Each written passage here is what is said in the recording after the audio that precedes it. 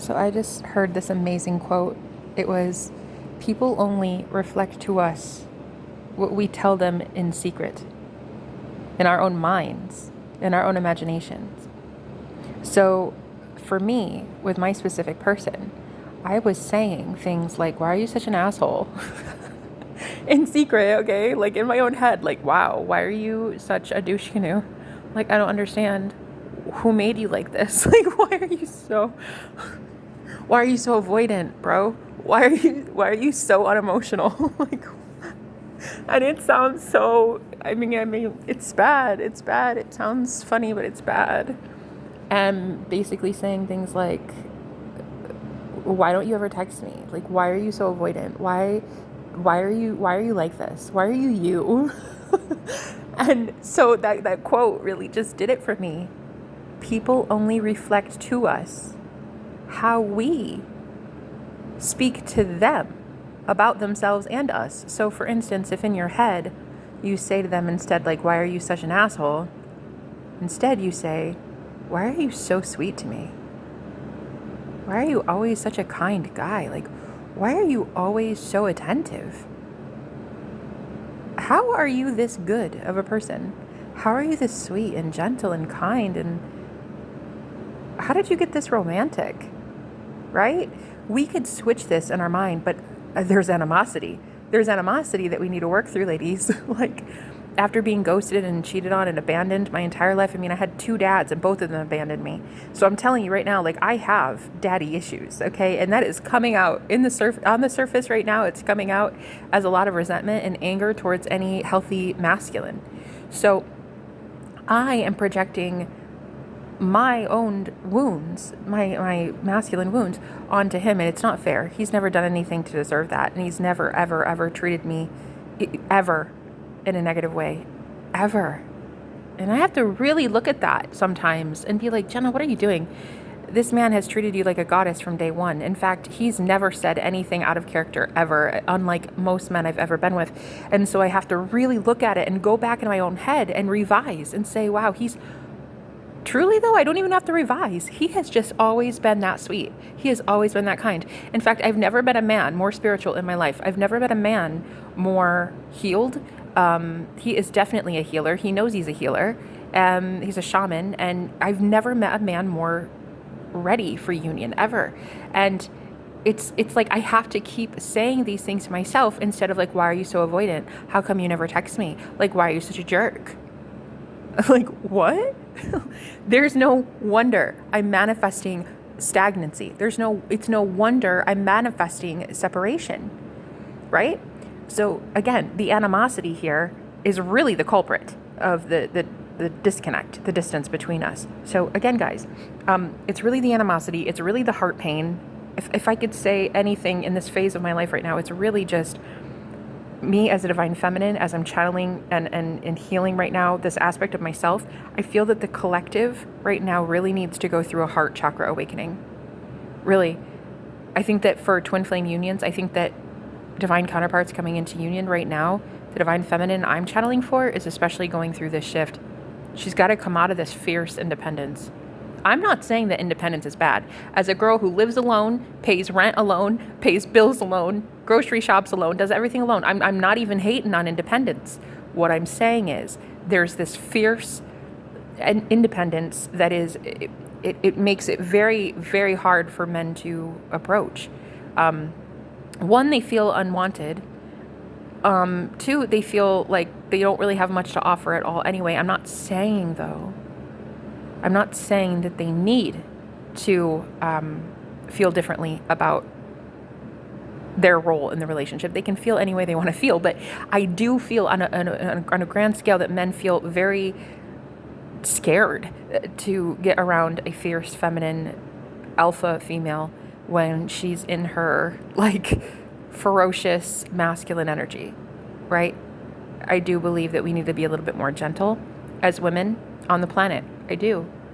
I think that femininity is our greatest strength. I think it is seen as weakness, but it is truly strength. It is power. It is power.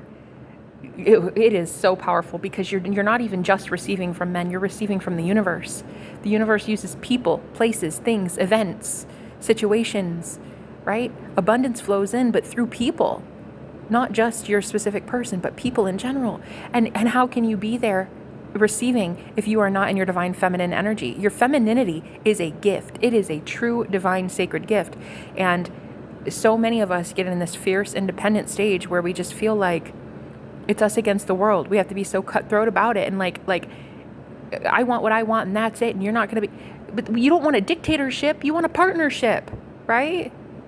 We need to make it at least somewhat easily approachable for these men to court us. My God. I mean, they're going to come at us and we'll have a machete next to us. That's not good. That's not good. Right? So I kept whispering, telepathically, because we very much have a telepathic connection. And my biggest telepathic message lately has just been like, fuck you. Don't ever come near me again. Because you're just like a douche canoe. Goodbye. That's been it. That's been literally what I keep repeating and reaffirming for him every day. So guess what? He has to fit the mold. He has to be the way I see him. And I see him as a douche canoe. That means he's going to fit the role of an asshole. And it's going to continue that way until I change, because it's me creating my reality. He's not manifesting me. I'm manifesting him. I'm the creator of my own reality, right? So I get it. I get the independence. I love independence. Girls, as someone who was married to a narcissist before, like, oh my God, I love independence, honey.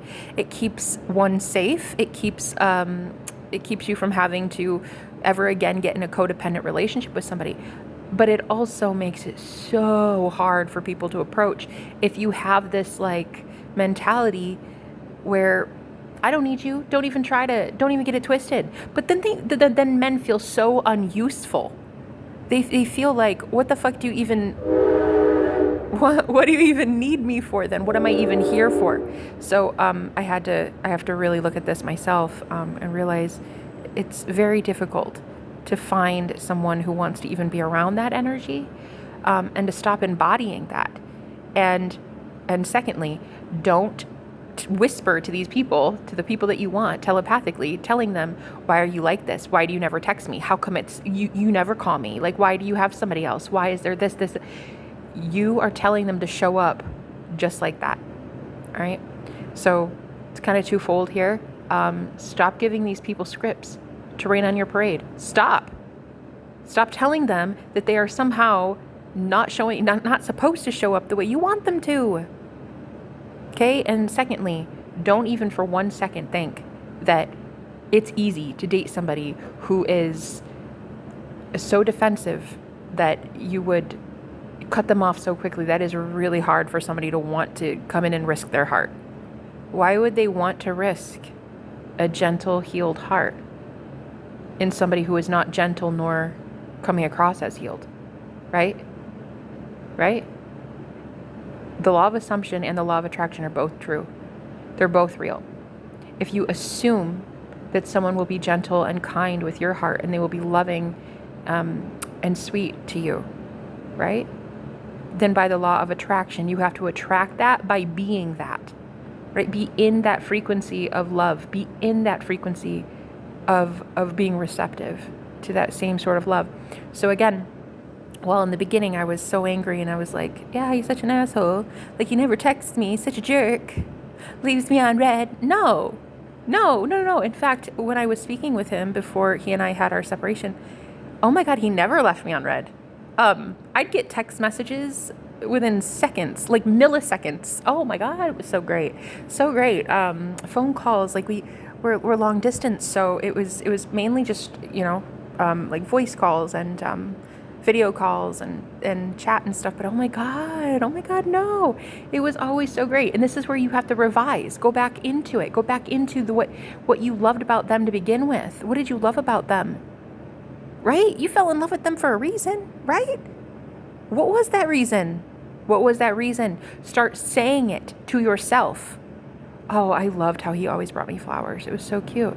He would bring me flowers like every Friday after work. It was so cute. He'd put them in a vase and he'd take me out to dinner and we'd always have Friday night dates. Oh, so great. And oh, he did this and he gave me the best foot massage and he did this and this.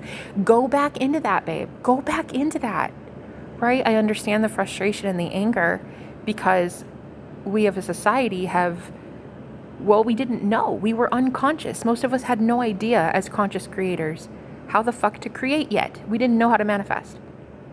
We were all of us living under the veil of consciousness. The whole planet's waking up, but what are we waking up to? Our own power, our own divinity. But you have to realize that there's no other power besides you in your own reality. You are the one creating all of it. Stop giving them a script where they can leave you unread, ghost you, abandon you, not talk to you for 3 days straight, and then, text you like nothing's wrong and call you and just like, hey, you want to hang out? Stop then. Stop. Tell yourself instead, like, nope, you're always attentive. You text me every single day, every single second.